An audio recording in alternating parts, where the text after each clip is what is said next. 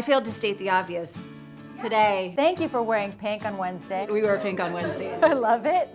It looks great on you. We want to invite you to have lunch with us every day for the rest of the week. Oh, it's okay. Coolness. So we'll see you tomorrow. On Wednesdays, we wear pink.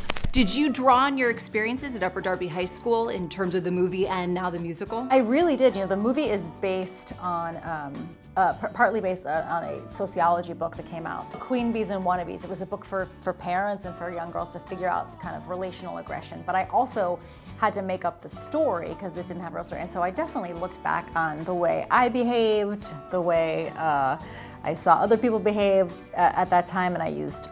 Were you a mean girl? I think it's the kind of thing where, in hindsight, I was. Because when you're in the middle of it, I don't think anyone sets out to be like, I'm gonna be a monster today. But you look at people around you and you think like, that person has something that I'm jealous of or something that I want. And so this is my coping mechanism, is I'm gonna make fun of them to my friends, or I'm gonna joke them down or whatever. And Insecurities at play. insecurities in play. Let's talk about the Academy of Music. I mean, an incredible venue for this musical to be here in Philadelphia. Such an elegant venue. It's completely fitting.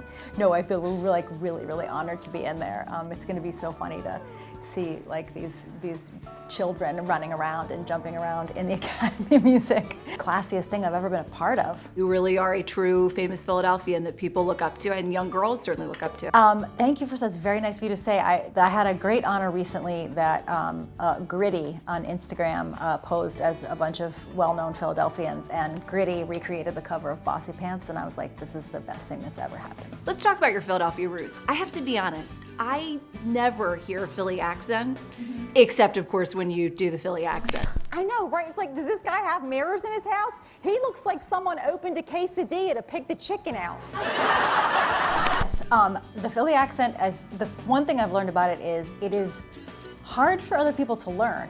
Like I've tried to teach it to Jimmy Fallon in the past, and I'm gonna go ahead and say it.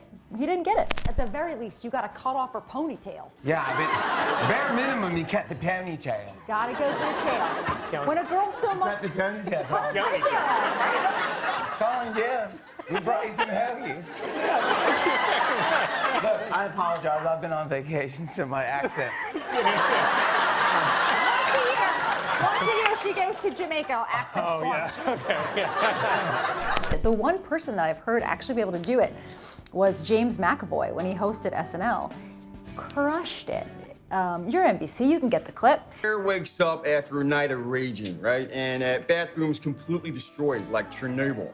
It's a beautiful accent. It's I have relatives in Greece who would say that to them it sounded like cats meowing.